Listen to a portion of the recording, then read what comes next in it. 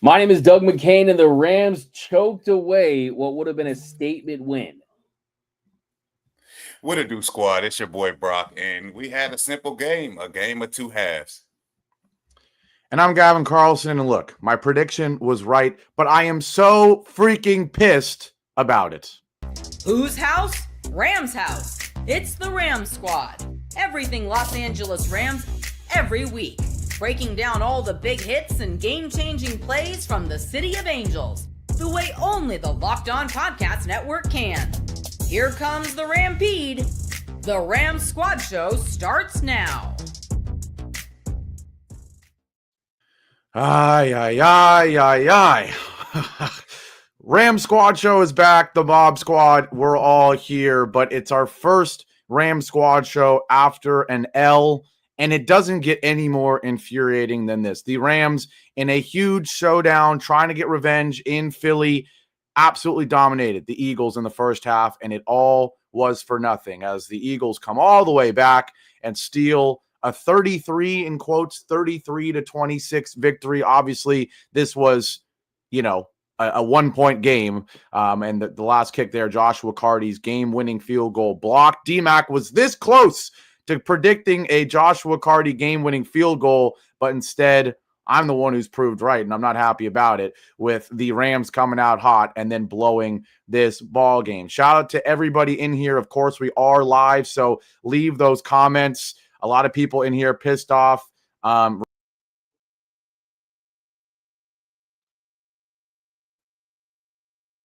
Brock? Yeah, did we just lose my man? Yeah, boy, Gavin just left. We'll just pick up. Oh, here he is. I just got kicked out. I think that was Rams fans. You went second half Rams on us, bro. You disappeared.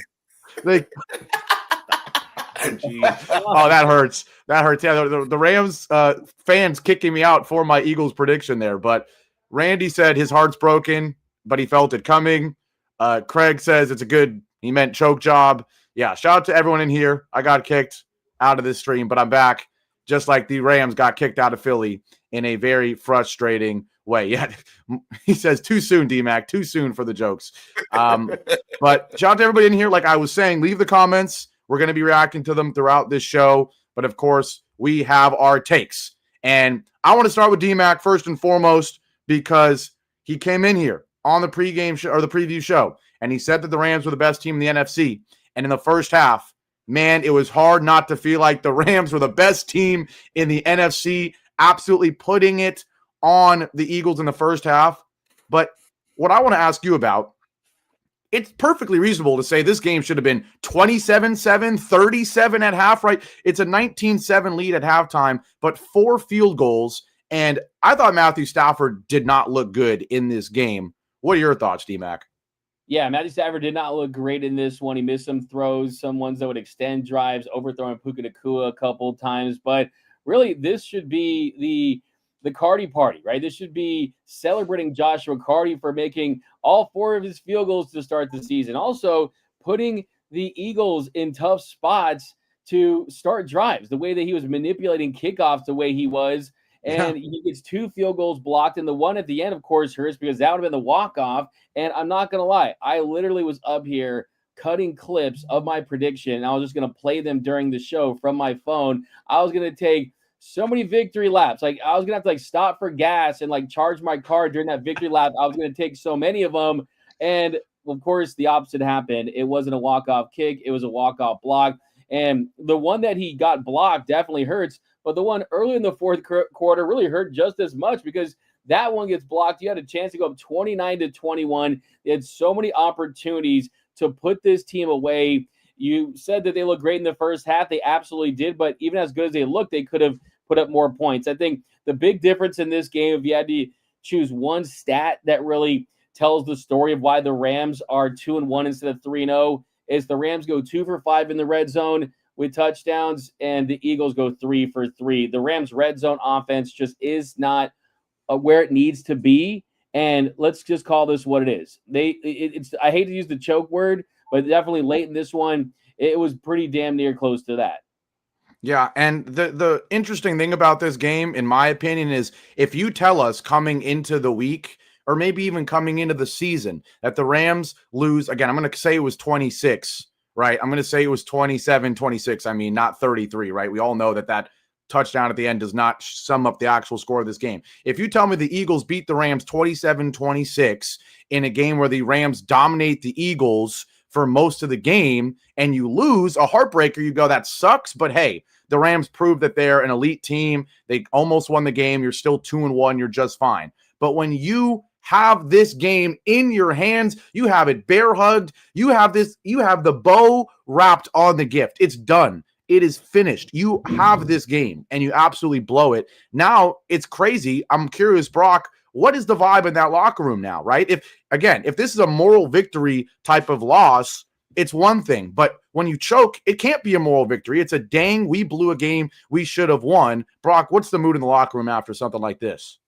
Man, I totally agree. You definitely feel like we had them and we let them slip away. We let this game slip away, especially when you think we went 2 for 5 in the red zone. We kicked 4 field goals in the first half where we could have scored points. You know, we had turnovers on their side of the field.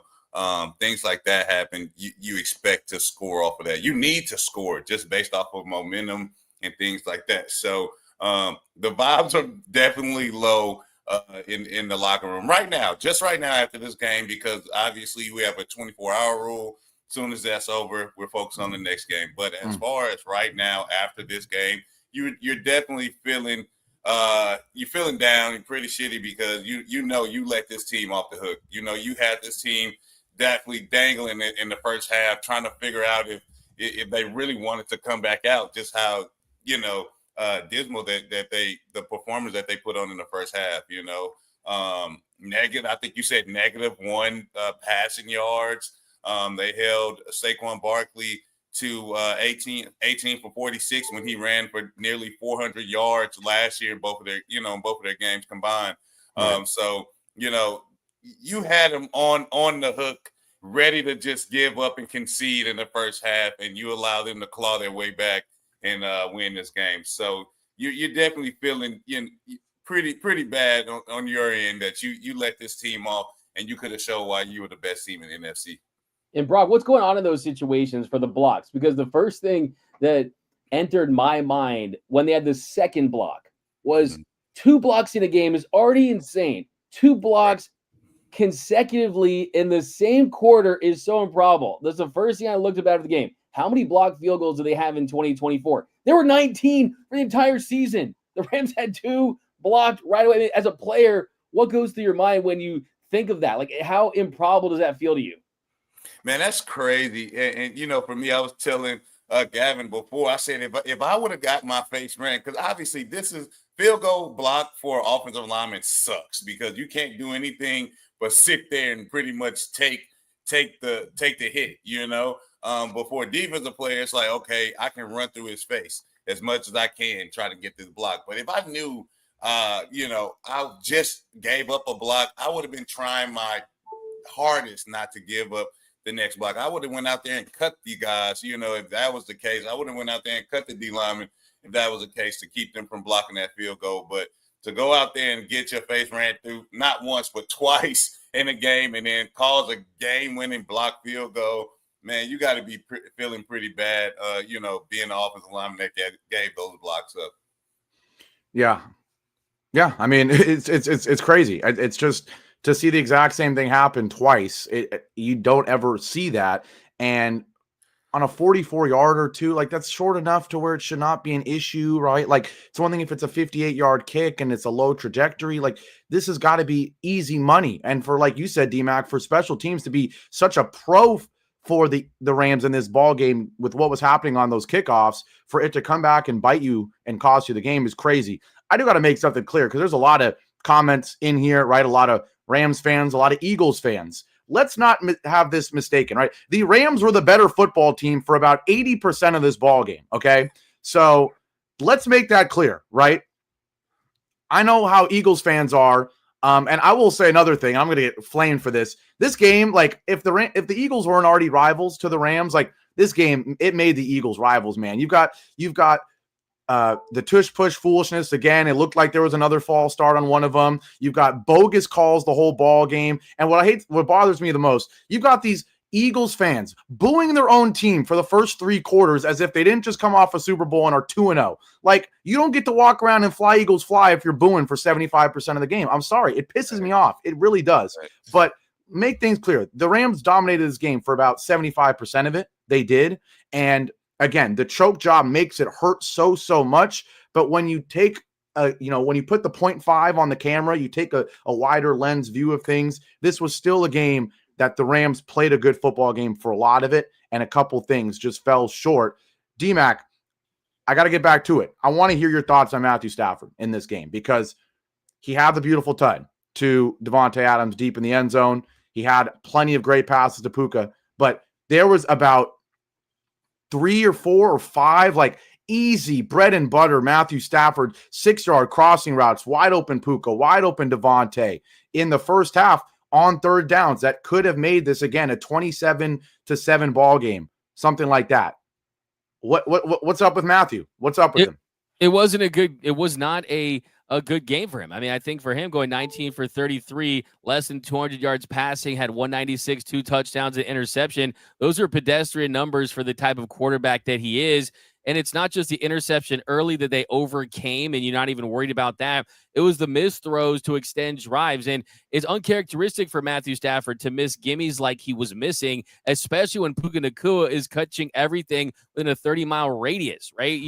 If he's not catching it, that's how you know it's an overthrow. I think Davante Adams, there was a couple where they just got to get on the same page. I think that's still a work in progress, which is understandable. But also, let's be honest, the Rams need a third wide receiver. And Tutu Atwell, look, he's had the bust allegations feel pretty real for Tutu Atwell. Let's just call that what it is, too. I mean, the targets aren't there. The separation's not there. Jordan Whittington has shown some signs of life. But really, what you're looking at right now for Matthew Stafford as far as options go is you're looking at Puka Nacua is elite. He's catching everything. You can't throw into him on every down.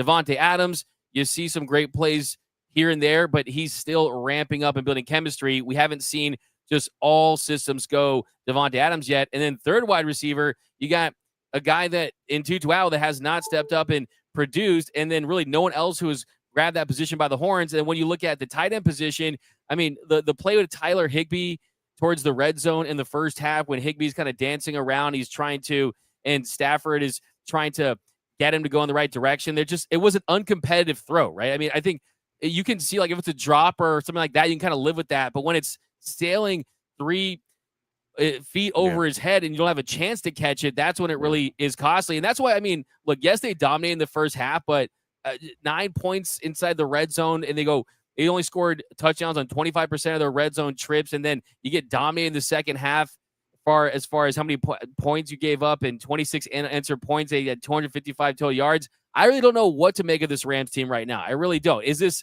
the Eagles were really bad in the first half, or did the Eagles just play like the Eagles in the second half, or did the Rams choke? I mean, it's too early to kind of tell to make sense of this, but the bottom line is if the Rams have won this game, they would immediately become the sexiest, trendiest pick to win the Super Bowl and come out of the NFC. And then they lose this game, and now it's, Matthew Stafford, is he looking old? Do they need a third wide receiver? Can the defensive line get it done? Darius Williams getting cooked. So it's funny how the narrative changes by letting this one slip away in the way that they did. I know that was a lot. My bad. No, you're right. Get off my chest. I'm sad. I'm hurt. Hurt people. I agree. Hurt people. I'm hurt. I'm Edward. Exactly. I'm hurt, dog. I'm sitting here yelling about Eagles fans, right? I got people in the comments now with the laughing emoji saying, bro, it's not a rivalry. You guys haven't beat us yet. It's only a rivalry if you beat us, right? We've got people dying and laughing at you guys sound salty. Bro, yeah, we're pissed off, man. This is a game that you should have won. Quite simply, there's no other way to put it. You should have won. And I'm still conflicted on how we're going to. It'll be fun with the midweek show. Of course, we're going to be previewing the next game, but we are going to take some time after we've really let this one sink in for a couple days and actually talk about what this game means. But yeah, I mean, it's hard when D-Mac, you're so right. If the Rams win this game, all the doubters, all the national doubters that we talked about on Thursday, the ones like you said, D-Mac, that they haven't watched the Rams yet because they played the Titans, they played the Texans. Like, this was their first time to see us. And I guarantee you at halftime, all of the NFL world is going, whoa, like, Matthew Stafford to Davante to Puka, and the defense looks good. And Gavin, shut up. Kyron's running all over the place. Like, this team is disgusting.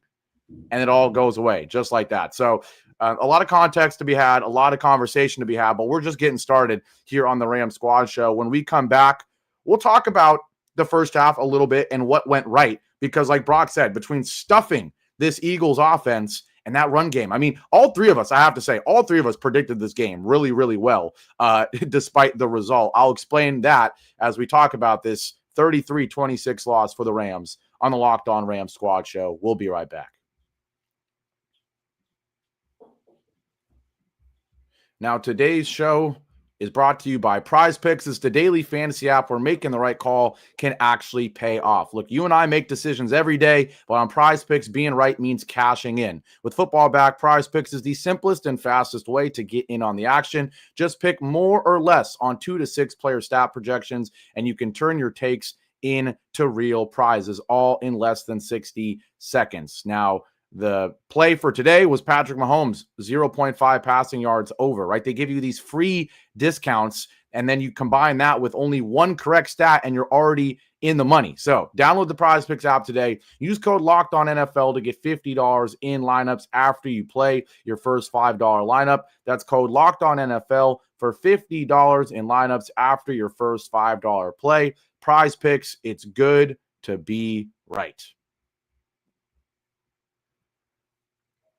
Back here live on a edition of the Locked On Rams Squad Show. I still can't believe the Rams blow a 19-7 halftime lead and fall 33-26. This was a 1-point loss for the Rams in Philly. All three of us predicted this game pretty darn well. D-Mac said it was going to come to a Joshua Karty game-winning kick. He was a couple fingertips away from that being true. I predicted that the Rams would go ahead and then collapse. Not maybe collapse, but blow it. That's exactly what happened. And Big Brock came in and he said, hey, we're going to watch this run game, Saquon Barkley. And he had them stopping him, right? He had them stopping Saquon. He was confident in that. He was confident. And he said, let's let Jalen Hurts beat us, right? And that's exactly what happened. 21-32, 226, 3 passing touchdowns, a rushing touchdown for Jalen Hurts. Saquon Barkley did nothing. And Big Brock predicted the halfback stretches to the outside to Kyron Williams, the run game looking great as well. So got to give my boys, the Mob Squad, their flowers. Big Brock, talk to me a little bit more about, firstly, what the Rams did to stop Saquon Barkley with those 18 carries for 46 yards. They did exactly what I mentioned in the preview show. They got a bunch of hats to the ball. Every time you looked up, he was stopping in the backfield based on like a Puka Ford, push back, or Brandon Fisk in the backfield. You got my boy Kobe Turner getting knocked back on the guard. So he was stopping his feet in the backfield. Then you had my man Landman coming in, sweeping up, finishing up a lot of those tackles. So for me, they got a bunch of hats to the ball. I mean, obviously Saquon is Saquon. He gets paid. He gets the big bucks because he's a tremendous player. He did have some plays where he spin in the backfield and got some extra yardage and things like that. But for the most part, I feel like the Rams did a great job of getting 11 hats to the ball, or a bunch of hats to the ball to just stop this man and keep him from getting extra yardage. And I think that was the biggest thing on stopping this run game. Yeah, and it worked. It worked, and you could tell, just like we predicted, this was going to be a game script game, right? The Eagles fell behind because they had no run game, and then because they fell behind, they could not rely on the run game. Now, unfortunately, we kind of woke up this sleeping bear, the sleeping giant for the Eagles, which is A.J. freaking Brown. Like, once the Eagles had to pass the ball down 2 scores in the second half, guess what? They force-fed him, and Brock and I were talking about it before the show started.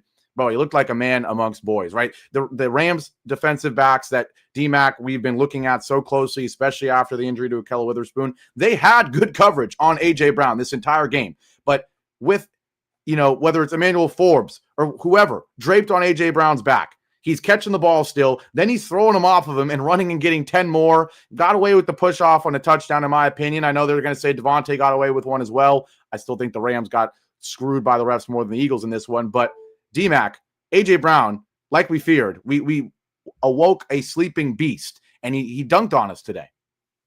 Yeah, absolutely. And I think Darius Williams, I wouldn't say he had a bad game, but A.J. Brown, those big moments really stand out. It was the touchdown, that 9-yard touchdown, and then that 25-yard game that you were talking about on 3rd and 10, the fourth quarter, that really felt like a backbreaker. And just overall, this Rams secondary was tested. We knew that was going to be the case just because this is a much better receiving core on the road. And there was a lot of pressure on the Eagles to start to get that passing game going a little bit.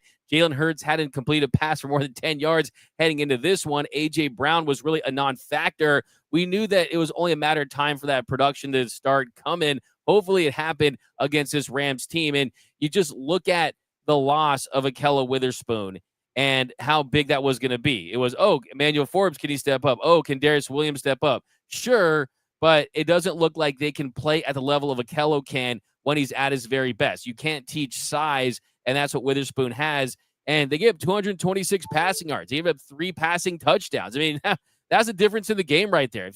If you have better play in the secondary and you don't get 2 field goals blocked today, the story today is that the Rams have turned a corner and that they've leveled up with the big boys in the league and that they're legitimate Super Bowl contenders that have a real chance. And I think you're right, Gavin. It'd be more of a national narrative just because of the stature of this game. So, yeah, I mean, it's unfortunate, but they're going to have to find a way to make some adjustments to their secondary to try to stop guys like the A.J. Browns of the world. I kind of feel guilty because I picked him up on fantasy heading into this one. Like, I'm not going to lie. Like, this week I made a big trade for him. I bought him low because he's a big dude. And that's the thing, though. Like, the bigger, stronger receivers, they impose their will. And at some point, it's like the big dude on the playground, man. Like, you can stop him for 3 quarters, whatever. At some point, the big dog's going to come to the dog bowl and eat, right? And that's just what happened in this game. And you're going to have to find a way to have more success against these type of guys. Yeah, I mean, he looked like a beast, right? Like, Brock, you tell me, the NFL, right? Everyone is the 99.9th percentile in terms of athlete, in terms of freak of nature, right? But like A.J. Brown, I mean, how many guys are there like him in the NFL? You know, in recent years, right? You think of a Julio Jones, you think of a Calvin Johnson. Maybe people are going to flame me for putting him in that tier, but like in terms of just a sheer beast, right? Like if he gets 10 targets a game like he did today, he's going to have 100 yards and a touchdown every game, right? And he did it today. Absolutely. And I know what you mean. I understand what you're saying. You're just talking about physical specimen. Like, you get him out there, you want him to be the first person to get off the bus. That's what a lot of coaches say. Hey, I want this guy to be the first one to get off the bus. So when they see my team, that guy. They see him. I was that guy, you know? So, man, to see a guy like this, especially at receiver, you know, just his physique. And then when he goes up for the ball and you see cornerbacks and they have their hands in there trying to knock his hands down and it's doing nothing. He, like you said earlier, Gavin, he catches the ball, knocks the cornerback down and gets an extra 10 yards. I mean, that's just a different beast, you know? It's all about just containing him. You know, you can't really do anything when the ball goes up or anything and he makes a play. Like, he's going to make a play. We say in the league, hey, these players get paid too. Offensive players like that get paid too. So he makes a play, hey, you know, brush it off. Let's get the next one. Let's try to be better. But, man, when you feed him 10 times and he catches most of them, he gets a touchdown, it's what can you do besides just look at him and just like, man, I do not want to see you again, you know? So for me, man, it was just about going out there and trying to contain this offense, while also, if we were able to score some points, more points, not just kicking field goals, if we're able to get in the red zone and score some points, I think this game looks a lot differently. Yeah, here's the thing, Brock and Gavin. I mean, as a stud defensive lineman, you got to kind of look at this and say, hey, man, we're doing this group project, and we're the reason why we're going to get an A, right? The defensive line, they did their thing early on. Jared Verse is out there mocking the crowd, doing the fly, Eagles fly, forcing fumbles. They sacked Hurts 4 times. They gave up 86 rushing yards between Hurts and Barkley combined. So you feel good about that body of work. Nate Landman made some plays. The linebackers made some plays at times. It was kind of the secondary that really felt like the weakest link in this one. And they have to use this game, I think, as a big-time measuring stick. And I hate to say this. I feel that's why I hate doing post-game shows sometimes. I mean, I do this for a living, obviously. But in a post-game show, you kind of say some things that you might not say like 2 hours after the game or 4 hours, you know, because you're kind of raw and emotional. But are the Eagles kind of what the 49ers used to be to Sean McVay, right? Where the 49ers just kind of found a way to just like even if the Rams played well, they would just get that win. And I know that the Eagles are going to be keeping Sean McVay up at night because this is the team that they're going to see eventually. Like, this is a collision course. Let's be honest. This is a collision course between these two franchises. And thankfully, it wasn't like the tush push that, I mean, it did make some impact, but it wasn't like the reason why they lost. And I'm just worried. Yeah, I mean, I see the face, Gavin. I mean, it was a factor, but the Rams feel like they beat themselves. And I think you can feel good about that at times. But still, I mean, that doesn't matter as far as the standings in the box score goes, right? The L is an L no matter what. Yeah, it's funny that you mentioned the collision course, and obviously we're hoping, maybe not hoping, but you're expecting to see this team in the playoffs. I say hoping because that would mean you're probably in the NFC Championship game or something like that. I think that's why the Ahkello Witherspoon injury hurts a lot, because it's in football, it's about matchups and it's not, right. There's so much going on in the NFL. It's not like the NBA where you go make one trade because you specifically need the guy that can stop LeBron, the guy that could stop Kevin Durant, right? It's not really like that in the NFL, but it does feel like if this team has Ahkello Witherspoon, we talked about how A.J. Brown is just beasting and feasting, physically wise. That's what Ahkello Witherspoon is, right? He's able to, be physical and compete with big wide receivers. It feels like the type of guy that would just be perfect for this game today and then for when we eventually meet them in the future, right? I don't want to get ahead of myself and say, hey, after this game, I still think the Rams are really good and we have to plan to play the Eagles and eventually beat them. But don't be surprised if at the deadline, like you're saying, you see McVay and the Rams make a trade or something that specifically seems directed at for the next time we could face the Eagles, right? Like, it does feel like that because you're right. Right now, they've got our number. It's pissing me off reading all these Eagles fans in the comments because they're acting like they won this game 40-0 and not that they were booing and whining like they always do for the first 3 quarters of the ball game until they woke up. You guys were getting outplayed for half of the game. I'm sorry, but it will be interesting, right? We will probably see a move that's made. Don't be surprised if it's, hey, the Rams got a really tall physical receiver. Not a coincidence. They want to stop or corner. Not a coincidence. They want to stop A.J. Brown, right? Like, it would not be a surprise at all. Now, flipping things, talking about the Rams offensively, and we'll do it more after the break as well. I want to get Brock's opinion on the run game a little bit more. And then we have a lot to say about sort of the passing game. We already started talking about Matthew Stafford. I want to talk about Devontae Adams a little bit more. But Mike Brock, in terms of the run game, Kyron Williams, 20 for 94, Blake Corum, 8 for 53. Both of them look good in this ball game. You perfectly predicted those outside zone runs to get away from Jalen Carter a little bit, right? Get away from Jordan Davis a little bit. What did you think of the run game today?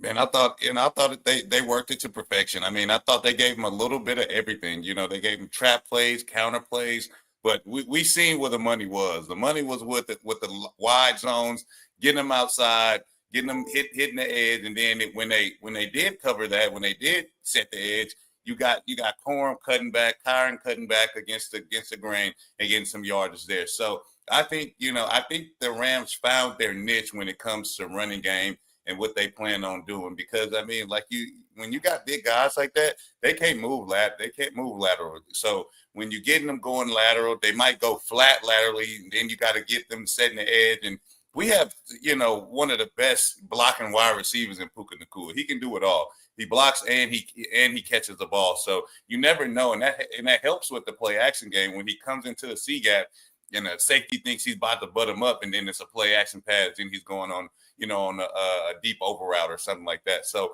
I love the fact that they're working that into the game because it gives the defense something every week to prepare for. You never know if he's coming in there to block or is he coming in there for a play action pass or what have you. So I love the running game, how they use the guys. We got 2 of the same running back pretty much. I mean, I see, the same attributes in both of them.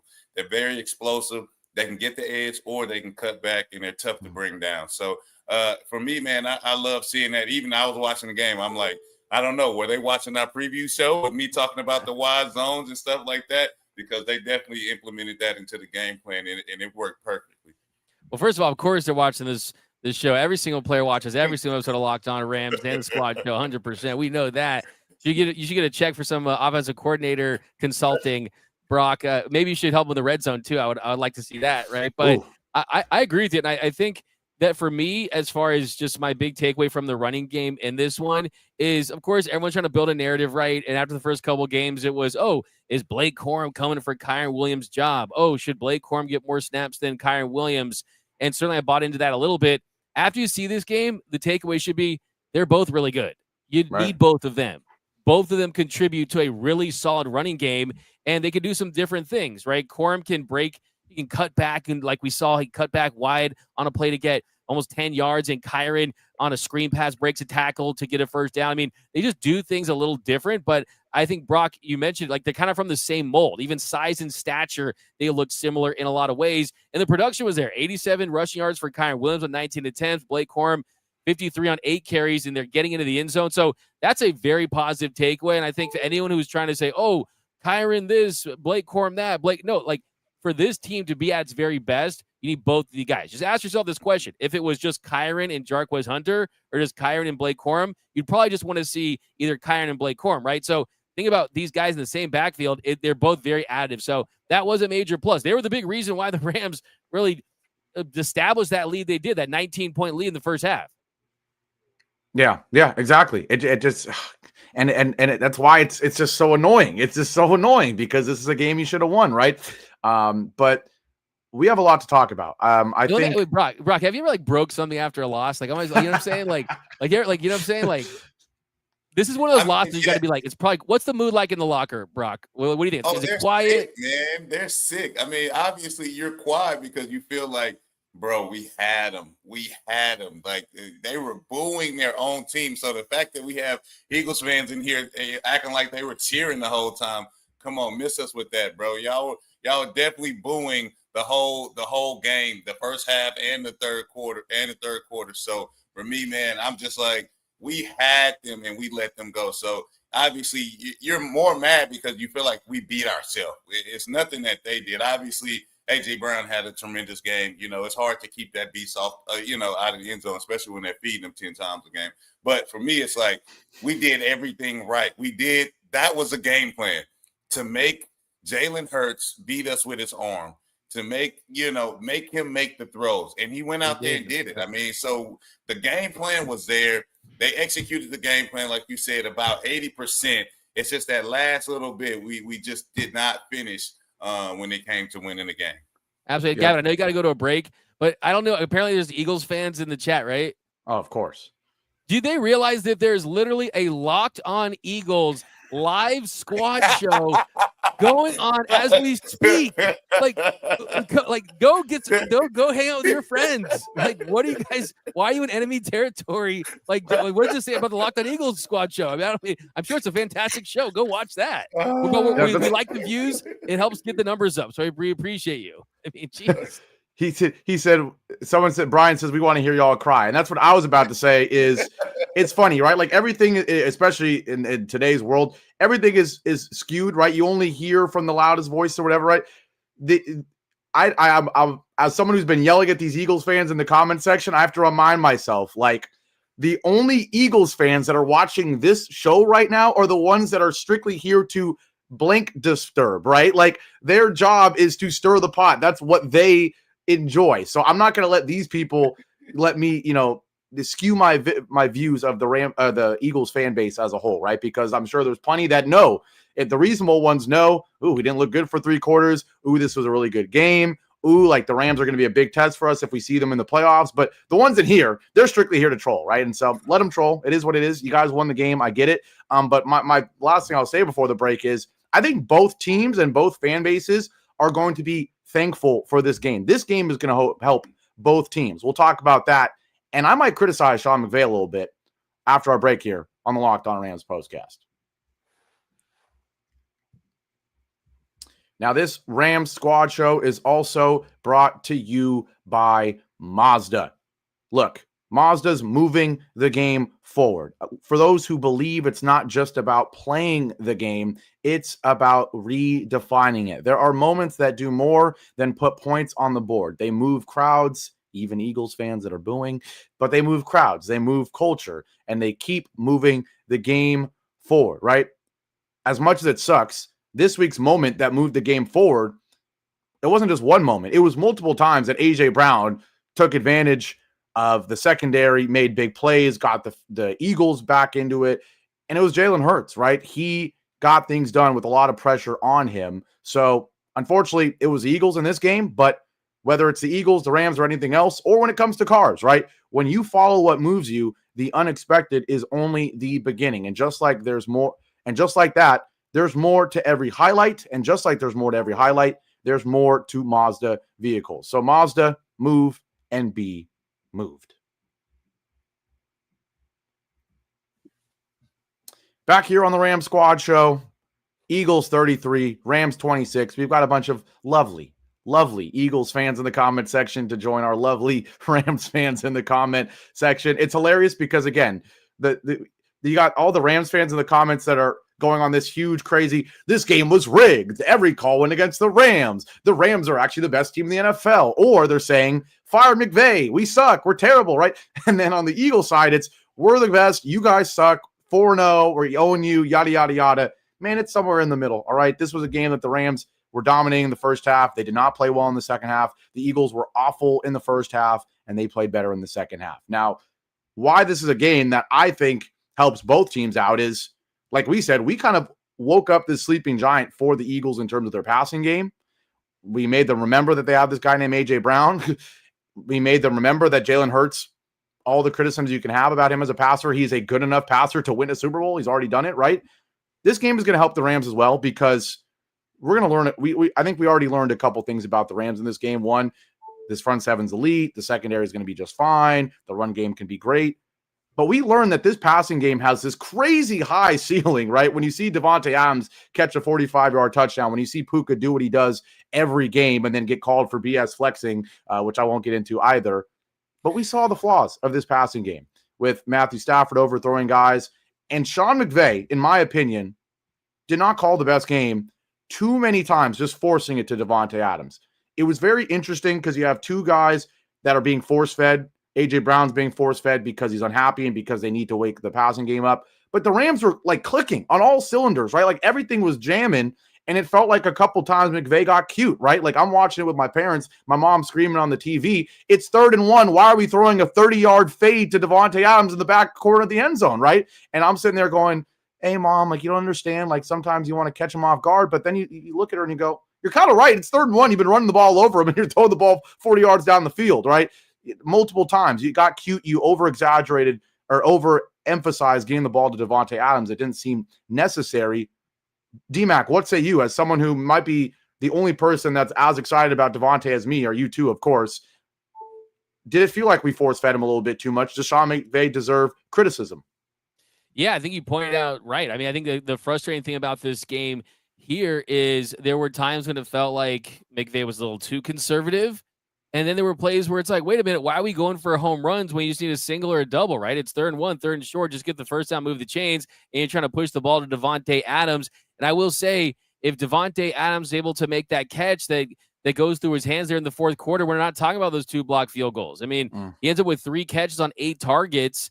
And yes, the touchdown was great. Slip by the defender, make that great catch. We know the potential he has. We know the kind of receiver he has, right? He's a top 10 guy when he's right, even at this stage of his career. But I will say, for me, what this feels like for Davante Adams is, you guys, I'm a married man, right? But, back in the day, when you're dating and you get a new girlfriend, right? And don't get in trouble now, D-Mac. Don't get in trouble. What are you doing? No, you get that first fight. Everything's awesome, but then you get in that first fight with this new girl, and then you like question, you're like, you got to get first that first. This feels like our first fight with Davante Adams, right? Like everything's been awesome, right? We've been going to the movies, we've been going half on Chipotle, like that kind of stuff. But now it feels like it's our first time where it's like, okay, it's not all his fault. It's just kind of, we have to just remind ourselves that we're embracing a process of bringing in a guy that because of his career, because of everything he's accomplished, he demands the football, right? If he doesn't get the football, there's going to be a problem, right? Because he's not going to be as engaged, not taking advantage of him. But sometimes part of that process is games like this, right? I mean, there's just something that is missing between him and Stafford that hopefully they will find sooner. And this does not take a whole season, but they've already had great moments together, right? It's just putting it all together. And I think, like I said earlier in the show, they really don't have a third wide receiver. Like, if we're being completely honest, they really do not have a third guy. So you have to almost force the ball to Davante Adams and Puka Nacua. Yeah, and it's funny you say that, though, because I love the analogy with the break or the girlfriend and the fight. Say it again. What do you say? I'm just playing. I never had a girlfriend. That's a lot. I love the analogy. See, but in my opinion, I wouldn't say it's even a fight with, us and Davante Adams. I'd say it's a relationship where, hey, suddenly someone had to move to another state for a job or something, and it's other circumstances outside of just the two people. I'm not blaming us and Davante Adams or Matthew.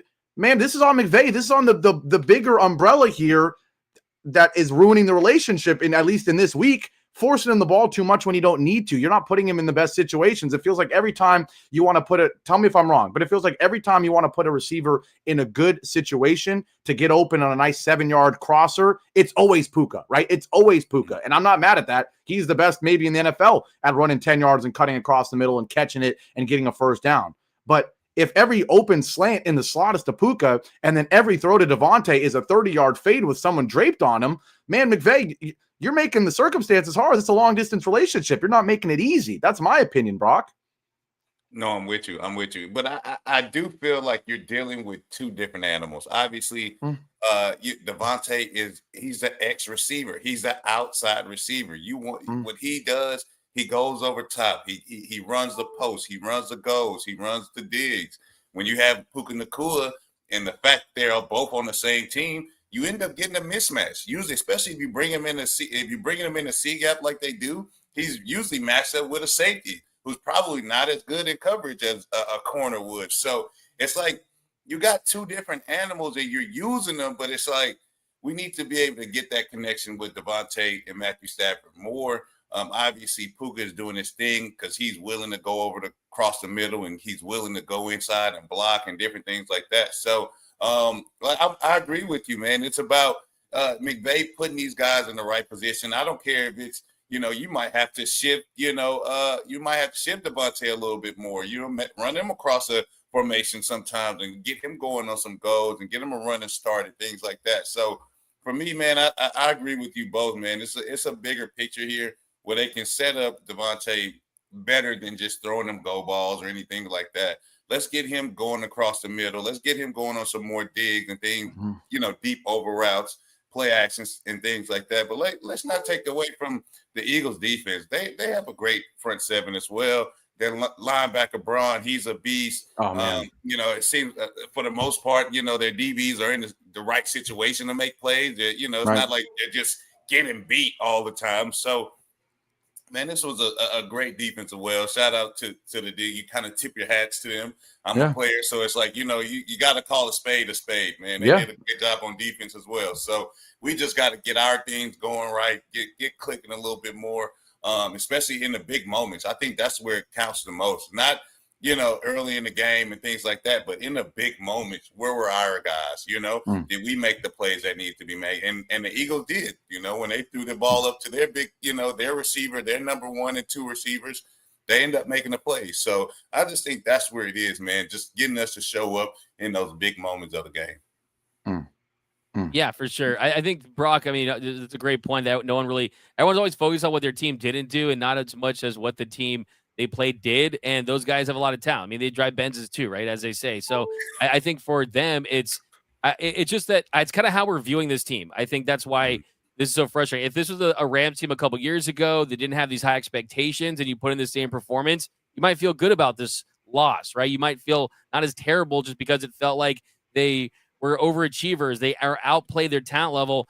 This one, I think it's frustrating because I still think this game was lost in the first half when you didn't go by as many touchdowns as you needed to because of the play of Matthew Stafford early on. You really had them down. You could have just gone for the jugular, and this wouldn't have been the game it was in the second half. But still, the offensive line, we should probably talk about it a little bit. Because it wasn't – Shelton's the guy they bring back to try to help for Bo Limmer. It wasn't a good afternoon for Bo Limmer either. Rob Havenstein wasn't a great afternoon. It wasn't a great performance by this offensive line, and we know – that championships are built in the trenches. And a lot of times you can talk about these skilled guys, the running backs, quarterbacks, but the team that wins the line of scrimmage on both sides of the football has the best chance to win. And the Rams offensive line, they did not have a great afternoon. Yeah, they didn't. I agree. And the interesting thing we'll see is, again, we were kind of talking about it the last couple of shows. we're still so early into the season. It's hard to know, right? The sample size is so small. Is this offensive line a B+ offensive line that happened to go against an A++ front seven? Or is this a C offensive line that went against an A++, front seven, right? That's the question, because I don't know about you guys, but I think the offensive line last week looked pretty good. I think, the offensive line in week 1, you're going against another great front seven in the Texans, or at least great edges in Danielle Hunter and Will Anderson, right? So the sample size is small. It's hard to know if it's just, like we're saying, tip the cap and the defense is just really good. But I do agree the offensive line could have been better. The run game in the first half looked a lot better than the run game in the second half. And I do think the play calling played a role in that as well. But Big Brock, you're the big defensive lineman here. Obviously, the only guy that played, as much as D-Mac and I, talk as if we played. I know there's going to be those people who say, what are you talking about, right? Big Brock, lineman, what are your thoughts on the offensive line so far? I know you were happy with the run game in the first half, but, are we confident going into week 4? I agree with you. I love the analogy of, you have a B+ offensive line going against an A++ defensive line in the Eagles in front seven. So I think our O-line is good enough to get the job done. Do we have some, guys, Malata, 6'8", 3'4"? We might not have guys like that, but we have the guys that can get the job done. Obviously, Dotson, he's going in and out of the game, dealing with a calf and ankle injury. So that's kind of hindering him from, playing at optimal level and speed and things like that. So, but it's kind of crazy, when he comes back in the game, we end up getting a big run, So it's like, and it's something to having a guy like that, on the field for the whole game, making sure he's protecting Matthew Stafford and, getting this running game going. But I definitely do think we just ran into a great, front seven. I think we did a good job. I don't think they just wreaked havoc on us. I think, Matthew Stafford, like you said, Doug, just had a bad off day, man. A lot of balls overthrown, a lot of, balls just, out of the receiver's reach and things like that. So it's just about, man, like I say, it's any given Sunday, you have to be on point every Sunday. And just this game, we weren't totally on point. Yes, we were great in the first half. And I was going to say this to my point with the preview.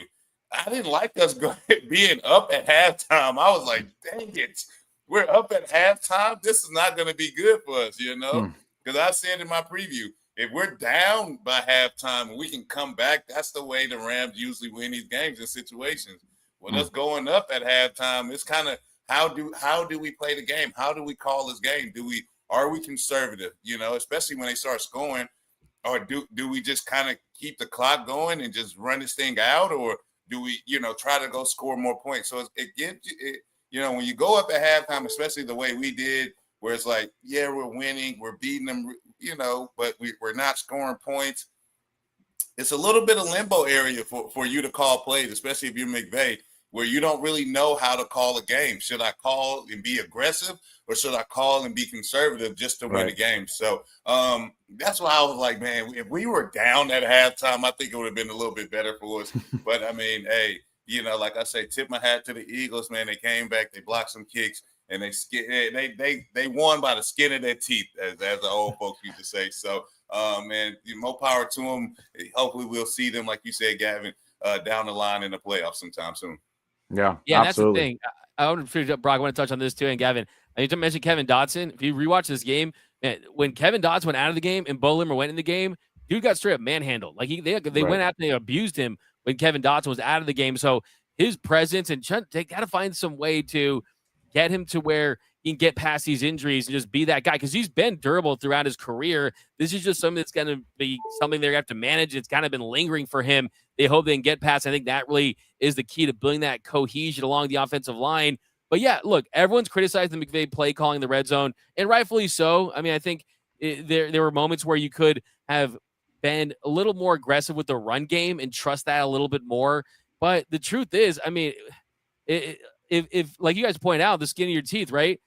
Both of these games, what's the common theme of this game, this loss today, and the loss in the division round? The division round, it was, Kyren Williams fumbles. They did this bad. They did that bad, but still had a chance to win the game late. This one, they started to crumble. They let Jalen Hurts throw the football on them with a lot of success. You had Devontae Adams dropping a touchdown. You had a blocked field goal, but they still had a chance to win the game late. So, I mean, there's ways you can kind of spin it where we're not that far off from this team, right? It'd be really demoralizing if the Eagles had won the Super Bowl and every time you play them, it's like 40-0. You're like, what the heck do we do, right? But I think when teams are the talented teams in this league, the teams that are the real Super Bowl contenders, we know there's like 5 or 6 of them when it really comes down to it. I know they love to push parity. There's really only a handful of these teams that really, really can win a Super Bowl. And it's the biggest cliche in the game, but it's about execution. It really, truly is. And if Matthew Stafford had been a little better executing in the first half, I think that no matter what Jalen Hurts, even if he did throw those 3 touchdowns and A.J. Brown got it going and all that stuff, they would have still won this football game, and we would be very, very high on the Rams. They would be the top team in the NFC. And one more thing on Matthew Stafford, just kind of looking at the way his targets split up today. He threw 33 passes, 15 to Puka, 8 to Devontae Adams, and the rest were to the rest of the gang. And Tutu Atwell, 0 catches on 1 target. So they have to find a way to diversify the passing game a little bit. Mm-hmm. Yeah, I totally agree. That's something despite us already going on and on about it, I do feel like the passing game is going to be one of the biggest takeaways. So I do want to maybe touch that one more time after the break. I think we also do, if we're going to give flowers to the Eagles front seven, and I know we already gave some, we got to give some flowers again to the Rams front seven one more time, because in all phases, they were darn right amazing today, right? So we got to make sure we point that out one last time. And then I want to ask you guys briefly, and we'll get it to plenty more after the, in the next show, but what does it look like for the Rams going forward after this loss? How will this affect the Rams? We'll do all that after the break and on the next show on the Locked On Rams Squad Show. We'll be right back. Now, finally, today's show is brought to you by FanDuel. The NFL season, it's here. It's well underway, and FanDuel is making sure you're ready for every kickoff with a can't-miss offer. Right now, new customers can bet just $5, and if your bet wins, you'll get $300 in bonus bets to use across the app. Look, we can't do it in California, but when you're not in California, when you're in any other state where it's legal, you better use FanDuel, all right? The interface, it's great, it's quick, it's easy, and the best thing, in my opinion, the live bets, you want them to go quick. You need the interface to be great if you're trying to get them in while the game is happening. FanDuel, by far the best. Plus, it's always great to just add a little bit more fun to your Sundays. I don't do it for Rams games because, there's already enough stress there. But when you're watching other NFL games, other sports games, you want to add some more fun to those events, use FanDuel, right? So are you ready to play? If so, download the FanDuel app now by visiting FanDuel.com to get started. That's FanDuel.com to place your first $5 bet. Back here live for one more segment here on the Locked On Rams Squad Show. The Mob Squad, a pissed-off Mob Squad today as the Rams fumble away what was a 19-7 first-half lead that I will keep going on and on about saying it should have been, in my opinion, 27-7, right? If you swap out those 6 points on 2 of those first-half field goals for 14 points on 2 more touchdowns, I'm not asking you to go 4 for 4 in the red zone or go 4 for 4 in terms of turning those field goals into touchdowns. If you turn a few of them into touchdowns, you're up 3 scores, you're up 20 points, and those Eagles fans that are crying and booing in the first half, they're leaving the stadium, right? Instead, now they're in here chirping us because the Eagles, stay close enough at halftime and then come all the way back. We got to give some flowers to the front seven real quick, but one last thing on the passing game. I got a question for D-Mac because I know you've got your pulse on this. You're going to have a good answer on this. When we're talking Puka and Devontae and how they can be used, Brock is exactly right that Devontae is more of that, that alpha, that A.J. Brown, that big body guy. Puka, more of the guy in the slot, right? But the same way the Rams of the past, right? When it was Robert Woods and Cooper Kupp, 2 guys with kind of similar builds, kind of similar skill sets. And it was just kind of, hey, we're going to alternate between them doing similar things, right? Like Cooper Kupp's going to go deep on the sidelines sometimes, and Robert Woods is going to run the slant. Sometimes it's going to be the opposite, right? The Eagles, they're a different team, right? Devontae Smith, skinny guy. You need him running slants. You need him running out routes. The game-winning touchdown, obviously, on the out route, whereas A.J. Brown is the Calvin Johnson. Am I wrong for thinking, D-Mac, that Puka and Devontae are much closer to that Robert Woods, Cooper Kupp build of, hey, they're kind of both similar in that they can play in the slot. They're great route runners. They're physical. They can also make catches on the sideline. And they're not A.J. Brown and Devontae Smith. They're not so different. Shouldn't there be more combination between the two as similar guys than them being different? Am I tripping for thinking that, or is that the case? I think it's tough to evaluate this right now, just because I still think that, like, when you see Devontae used as an X, right, and doing everything he needs to be doing on the outside and beating man coverage, he's still capable of doing that. And as long as he is, you got to feed him in those situations. That's what's turned him into an all-pro level receiver throughout his career. So I don't think it's necessarily changing the way you use Davante Adams. I think it's having his quarterback execute better throws that we've seen him execute throughout his career. I think when you look at Stafford throughout this game, I mean, just mechanically, just kind of throwing off balance sometimes, like not looking like he's stepping into his throws like he typically does. And for a guy that is not throwing on the run, a guy that's in the pocket, mechanics matter to someone like Matthew Stafford. I don't think the back is a factor. I think that it's just a 37-year-old quarterback in the third game of the season where he didn't play throughout the entire preseason, right? I mean, he's kind of getting revved up, right? You gotta turn over the engine a couple times, before it really kicks into gear. And I think with Puka Nacua, he's a flat-out stud. I mean, the production is just insane for this guy. I mean, today, 11 catches on 112 yards,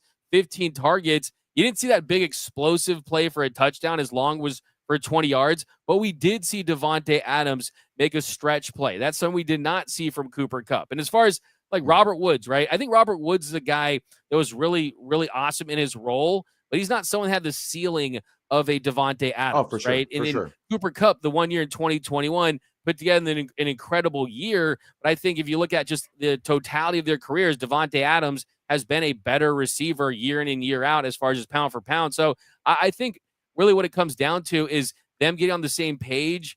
And red zone offense, I think you really need to lean on the run a little more than just trying to airing it out to a receiver, because the probability of those plays is just lower than somebody that's a little over the middle, trying to work a tight end in there, try to utilize the running game in a different way.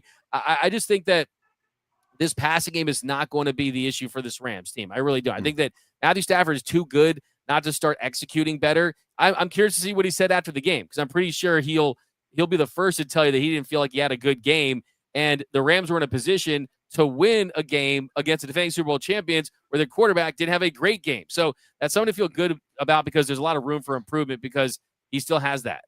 Yeah, and you're exactly right. And that's why this loss is so painful, yet so encouraging at the same time. You are totally right.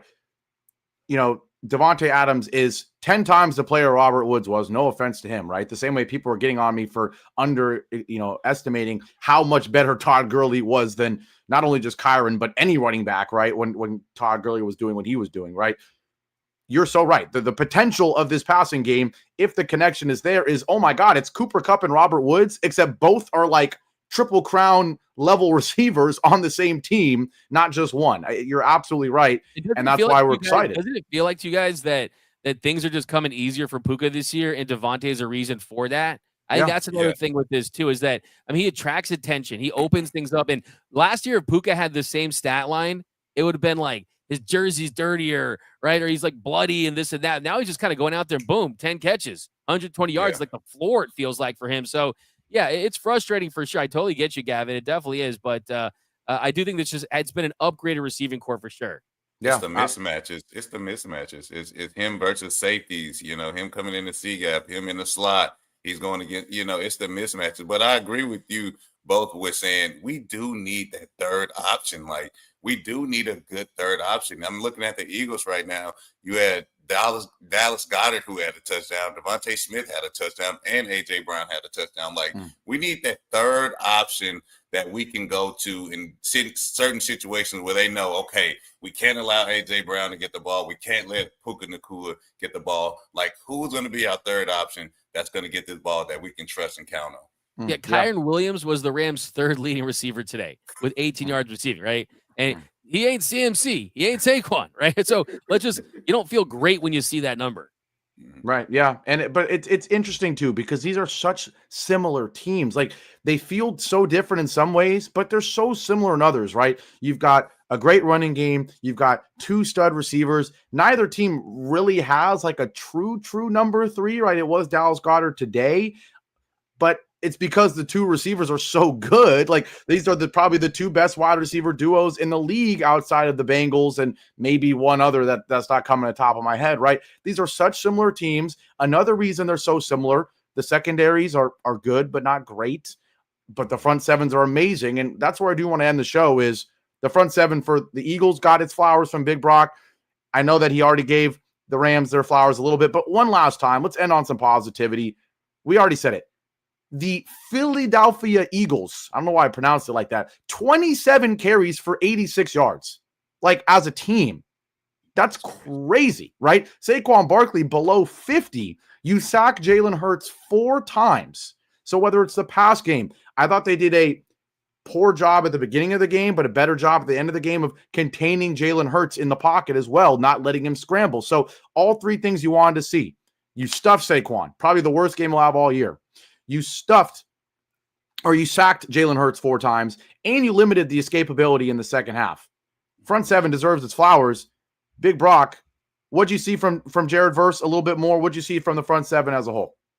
I think they did a great job. I mean, especially when you got a guy that is as mobile as Jalen Hurts can. Like, he might not be a run on his first option, but he can get out the pocket and he can hurt you. So I think the front seven, and also, we've seen Cameron Lake come in there a little bit, containing and making sure, if he did get out, he was going to be running into some pressure. So I think just great team defense on the Rams' part at containing, this quarterback and making him beat you with his arm. And I think, when at the end of the day, if that was a game plan, hey, we're going to bet on him beating us with his arm. And if he does that, more power to him. That's what happened today. That, you tip your hat to them. Hey, this is what we want. We want to stop the run game. We want to limit you, in the pass game as much as possible. Obviously, it's hard to do that with a machine like A.J. Brown. But if we wanted anybody to beat us, it was going to be Jalen Hurts, and he ended up doing that today. So you just tip your hat to the Eagles. They made the plays when they needed to make them, and we look forward to just not letting this game beat us twice. I know that's a Sean McVay term, but yeah, it's true. You come off a loss like this, you don't want it to kind of go in and overflow into next week. So, man, you just watch the film, going to watching the film, looking at the mistakes, what you can do better, and then move on to the next game. I think that's the best thing we can do. Totally agree.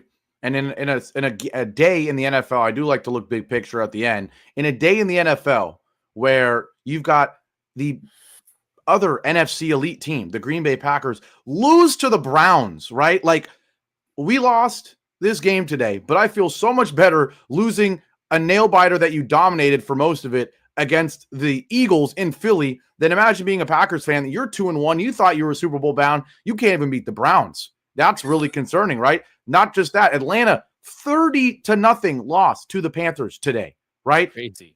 So there's a lot of crazy scores. We do see Minnesota surprisingly go 48-10 over the Bengals. So, one of those teams that's trying to still say they're an elite team in the NFC. And then in the division, the Seahawks up 38-3 on the Saints right now.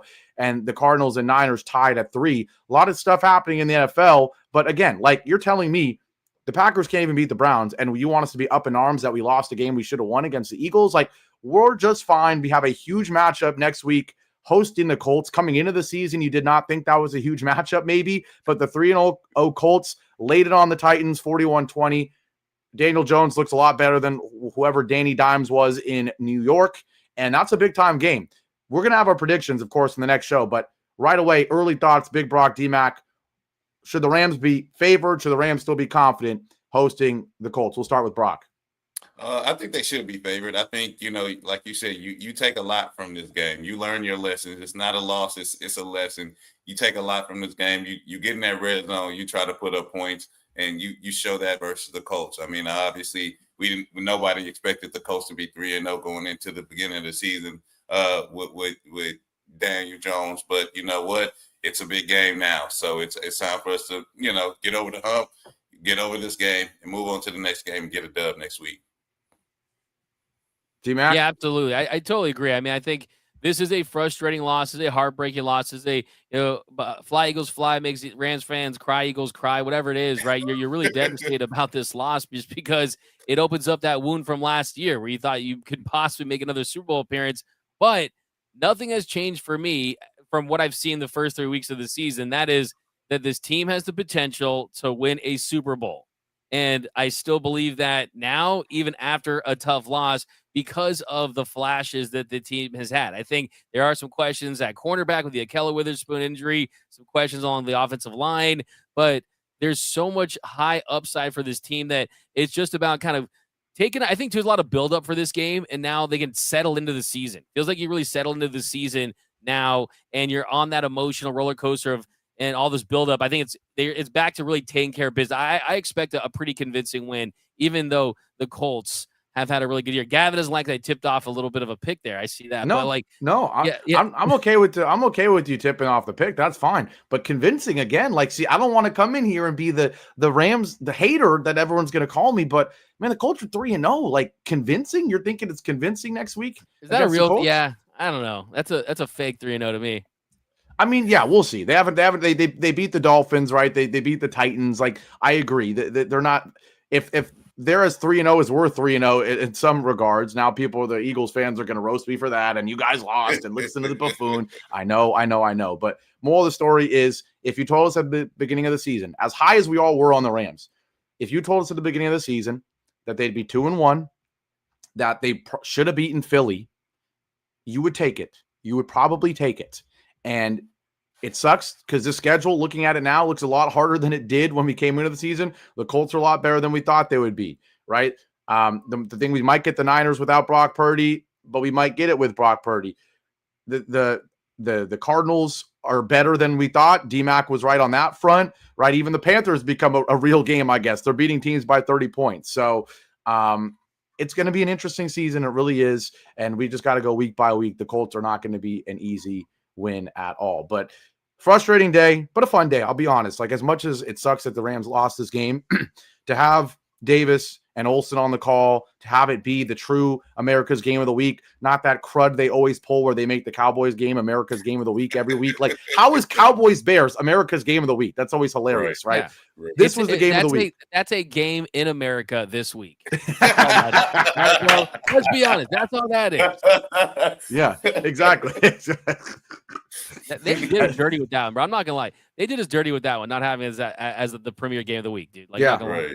But the funny thing is, in my opinion, I would argue that this is the slot that you want in the Fox scheduling, because I think Olsen is better than Brady, and I think Davis is as good as they come, right? So I'd almost take this announcing group. I like the 10 a.m. more than a 1 p.m. in my opinion as well.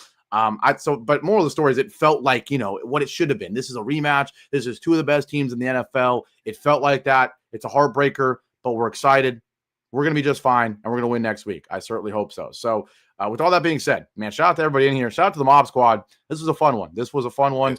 Despite it being after a loss, it's going to be fun throughout the rest of the year. We'll be back next Thursday, of course, with the midweek show. We'll be previewing the Colts game and also probably talking a little bit more about this game. We're going to. But on any final words from either of you before we sign off on this Sunday and go hopefully watch, in my opinion, go watch the Niners lose. But that's just me. I hate fly. I hate the Fly Eagles fly makes Rams cry. There you go. Hey, bro, that was hilarious, bro. It's true. Oh, hilarious. All right. Well, we're signing off. Despite the loss, have a great rest of your Sunday. We'll be just fine here in Rams Family Nation, Ramily Nation. We'll be just fine. All right. And we'll see you guys back here on Thursday. Have a great rest of your Sunday. Hopefully your fantasy teams do all right. I had the Bills and Survivor this week, so I'm quite happy because some other teams lost, including the Packers. But we'll see you back here on Thursday. Take care. As always, whose house? Rams house. Whose NFC? It's still the Rams NFC. Come on now. Peace out, everybody. We'll be back.